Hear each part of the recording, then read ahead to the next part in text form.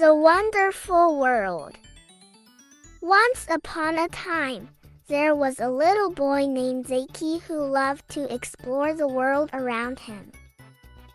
He marveled at the beauty of the trees, the flowers, and the animals that lived in the forest near his home.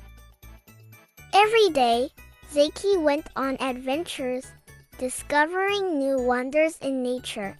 He loved to watch the colorful butterflies fluttering by and listen to the cheerful songs of the birds. One day, as Zaki sat by a sparkling stream, he realized something amazing. He realized that all the beauty he saw around him was created by God. Zaki felt grateful to be a part of such a wonderful world. He promised himself to always take care of it and appreciate its beauty every day. From that day on, Zaki looked at the world with new eyes. He saw the beauty in everything around him and thanked God for creating such a marvelous place.